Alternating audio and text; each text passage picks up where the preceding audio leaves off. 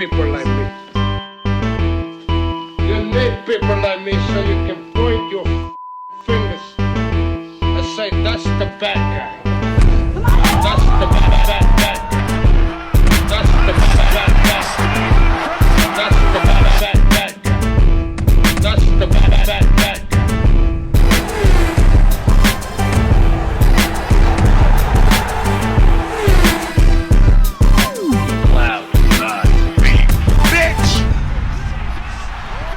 Welcome to the motherfucking relay. We're covering today's top boxing news. Mike Coppinger, ESPN. Congrats on an amazing performance, becoming undisputed. Are you sure?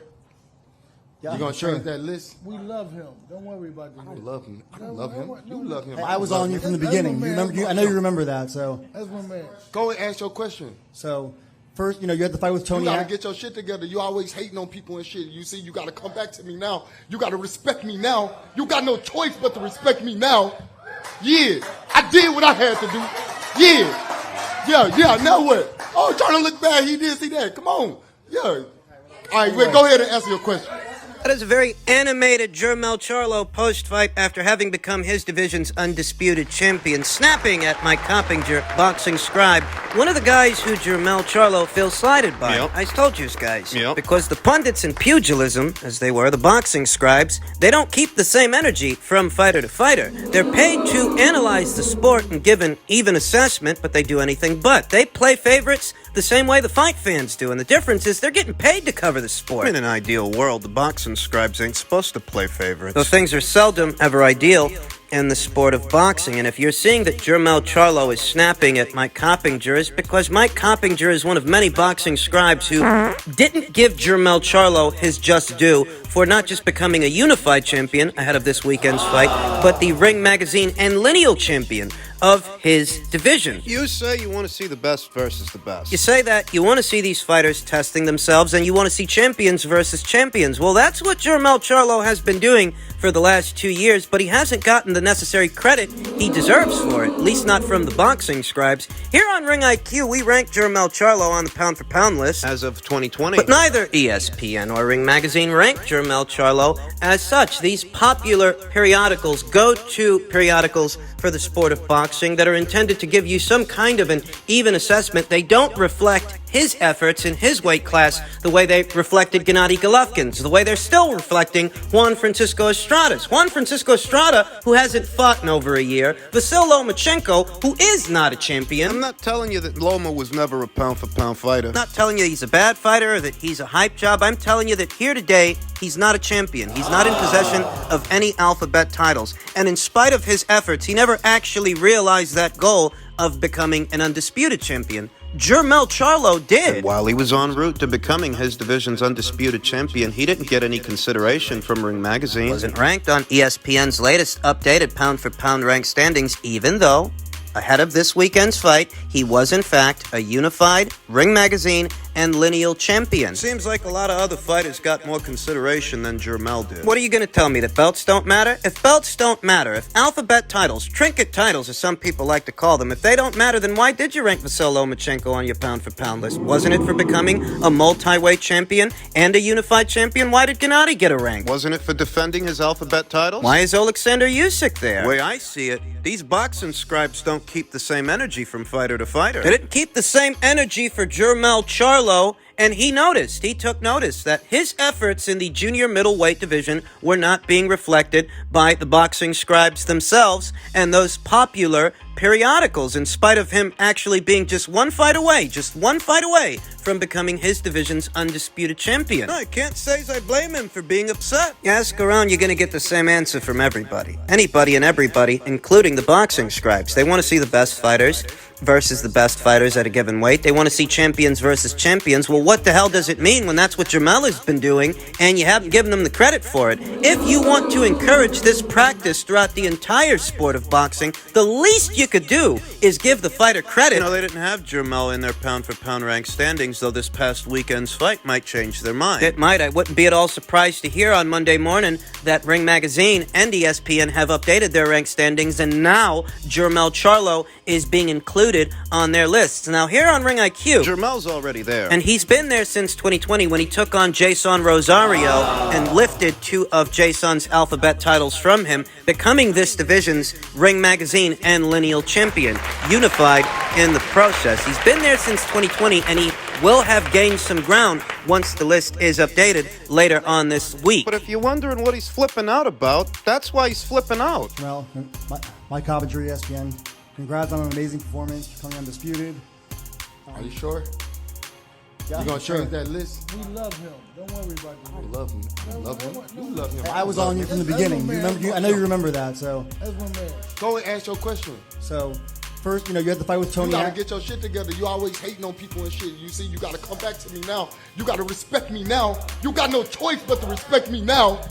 Yeah, I did what I had to do. Yeah. Now what? Oh, trying to look bad. He did see that. Come on. Yeah. All right, wait. Go ahead and answer your question. On the heels of this weekend's fight, Jermel Charlo, this division's undisputed champion, has a mandatory challenger in Tszyu who says he wants the mega fight. He wants Jermel Charlo in America. If the boys try to convince me to fight in Australia, I'm going to tell them that I want to go there to the United States, Tszyu told the Sun Herald. America is so big. The land of opportunities and dreams are endless. 100%, 1,000 pay-per-view buys here in Australia is massive. A massive fight. 100,000 in America is dog shit. So you can't even compare. If you become a pay-per-view star in America, you've made it worldwide. The money, the status, everything triples. I'm in this game for a little bit, so I have to make the most of every opportunity. I've got to fight in the places where I can only dream about. One day I will retire and will be living here in Sydney kicking back. I'll be able to talk about the things I did in my life. When Tim spoke to the Sun Herald, he was in Australia. But this past weekend, he was right here stateside, to my surprise. My surprise because not but a few days ago, I saw Tszyu in attendance for his younger brother's fight. His younger brother, Nikita Tszyu. That was just a few days ago. He being Tszyu, he hopes to secure the fight with Charlo before this year is over. But the undisputed champion will have several mandatory obligations to deal with. I want a mega fight. I want Charlo, Tszyu said. That's my cup of tea. Unfortunately for Tim, I don't think he's going to get that Jermel Charlo fight. I've told you guys here on the channel on more than one occasion. After this fight is over and the smoke settles, if my prediction sticks and Jermel Charlo wins and becomes this division's undisputed champion, I don't imagine he's going to stay here very long. Jermel Charlo has campaigned as a junior middleweight for a very long time. This is a guy who's set to turn 32 years old in just a matter of days. Pretty sure he's tired of cutting down to 154. A new cycle of young, unbeaten up-and-comers may have emerged in Sebastian Fundora and Tszyu, but as far as Jermel Charlo is concerned, he's cleaned out this weight class. Cleaned it out of all of its titleists. All of its belt holders. And I told you guys weeks ago, months ago, that what I'm anticipating after this fight is that Jermel will eventually move up to 168 and Jermel will move up to 160. Time, it seems, has proven me right. He's now in the 54. I go up to 68 and I let my brother reign at 160. Yeah? Yeah. That's how it goes. Is this going to be the last fight? Maybe so. Maybe so? I don't want him to try to make weight no more. It's time for him to move up. He's already undisputed at 154, and I feel like I can let my brother move up to 160, and I can go to 68. I think that'll be the best thing my mom ever asked for. And that sets up your undisputed fight. Huh? That sets up your undisputed fight. Yeah, and it set up me for being undisputed. Hopefully I get Canelo by the end of the year. You heard it right then and there. You heard it from the horse's mouth. Jermel Charlo, Jermel's brother. They're both moving up. After this Maciej-Szuliecki fight that Jermel Charlo is set to have, I don't imagine he's going to fight again this year. I don't. And if he does, it may be his maiden voyage to the super middleweight division, though I wouldn't be surprised. I wouldn't be at all surprised if the Szuliecki fight is the only fight Jermel has this year. Very recently, he said he plans on fighting David Benavidez next year. David Benavidez himself very recently said he has no plans of moving up to the light heavyweight division in the near and immediate future. He's going to stay at 168 pounds. So we see what the plans are for those two boys. We see what the plan is for Jermel Charlo. Now that he's become this division's undisputed champion, there's not much use in sticking around and taking care of mandatories. Jamal's going to move up to 168. And Jermel's going to move up to 160. I don't don't see Jermell Charlo fighting Tszyu. If I'm being honest, I never saw that fight as being very realistic. The only thing that surprises me about all of this is Tszyu's willing to come here to America. I didn't see that coming. He's cut from a different cloth, this kid. I mean, it's real gamesmanship, real road warrior kind of stuff, road warrior kind of mentality. He's aiming high. Is it possible he's entering into some kind of partnership with the PBC? Well, if he insists on fighting in America, and he's campaigning as a junior middleweight, and the PBC's got the run of the place at junior middleweight, it's entirely possible that behind the scenes and behind closed doors, there is some kind of partnership going on. You'll notice that not but a few days ago, Tszyu was in his native Australia cheering his younger brother, Nikita Tszyu, on in his second professional fight. Not but a few days later, he catches a flight here to America to be in attendance for Charlo versus Castaño 2, and he wasn't just taking in the fight, they actually brought him up with Sebastian Fundora, Brian Custer, during the telecast. That didn't happen by accident. I believe that what the PBC's trying to do here is hang on to their stronghold in the junior middleweight division. They've got the run of the place now, and they want to keep having the run of the place. The problem is that Tszyu, he's in a pole position to challenge for an alphabet title. So you can't just brush him off. Between Tszyu's aspirations of becoming a big-name boxer in the United States and the PBC's insistence on maintaining their stranglehold, their bottleneck on the junior middleweight division, a partnership in all likelihood has already been reached to where Tszyu wants to fight in America, he might do that by way of the PBC and Showtime. Meanwhile, back home, Nikita Tszyu, his younger brother, fills his shoes. Here in North America, Tim will make his bid to see himself become a world champion. I don't anticipate he's going to get Jermell in the ring. I anticipate that the title will go vacant, the reset button will be hit on the junior middleweight division, at which point Tim will have to take on one of the WBO's highest ranked contenders. That could be Magomed Kurbanov. He's ranked at number 2, while Bakram Murtazaliev is ranked at number 3. Liam Beefy Smith is ranked at number 4, whereas America's own Tony Harrison is ranked at number 5. It could be any one of those 3-4 guys that Tim ends up fighting for what could soon become the newly vacated WBO title. That's the way I think that cookie is going to crumble. And if he has in fact entered into a partnership with Showtime and the PBC, that will mean he has their financial backing,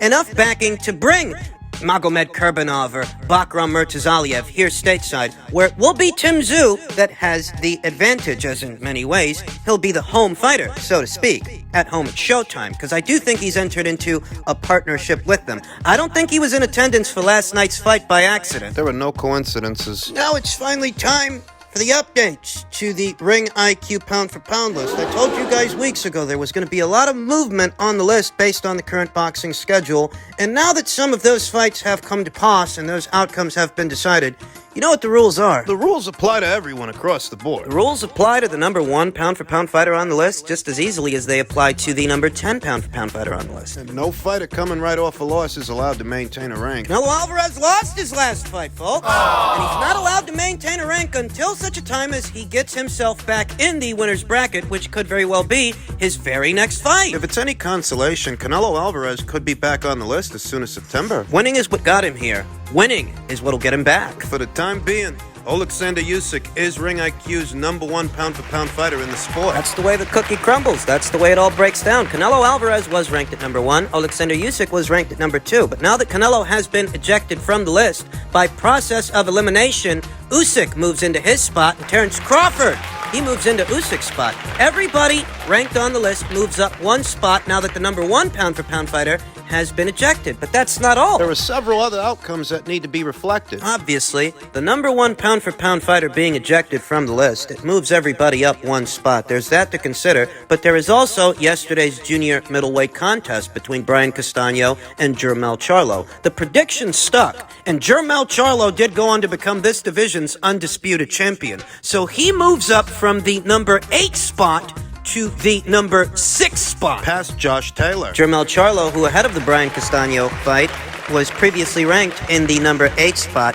He not only gains ground as a result of the number 1 pound-for-pound fighter being ejected from the list, he moves past Josh Taylor because he is now his division's undisputed champion. Unlike Josh Taylor, who was just stripped of the WBA title not but, 24 hours ago? His undisputed status has been rescinded. Jermell Charlo and Josh Taylor.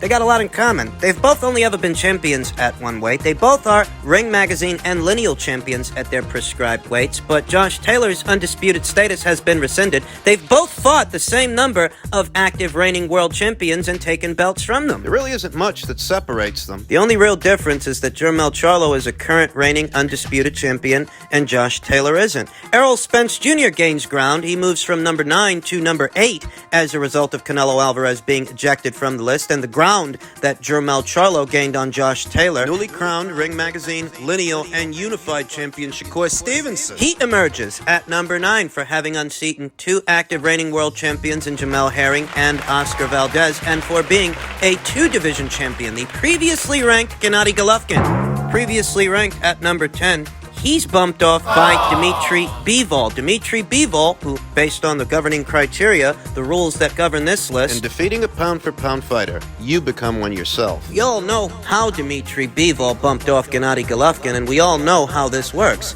In defeating a pound-for-pound fighter, you become one yourself. Dmitry beat Canelo Alvarez in his very last fight, and while he did bump off the number 1 ranked fighter on this list, that doesn't necessarily give him the same robust body of work that he had, or the same robust body of work that the rest of these fighters had. Dmitry Bivol hasn't actually beaten an active reigning world champion at 175 pounds and taken their world title from them. He's only ever been a champion at one weight, and he's never been a unified champion. Not yet anyways, and based on the governing criteria, while beating Canelo Alvarez was enough to get Dmitry ranked on the list, it's going to take more than just that to move up. Maybe if he unifies with the winner of Artur Beterbiev versus Joe Smith Jr. Somebody else ends up getting bumped off the list, like the loser of Naoya Inoue versus Nonito Donaire, the number 3 and number 4 ranked fighters on the Ring IQ pound-for-pound list. The winner stays, the loser goes. Because no fighter coming right off a loss and no fighter absent of a world title. No fighter absent of a world title is allowed to maintain a rank because the list is only for winners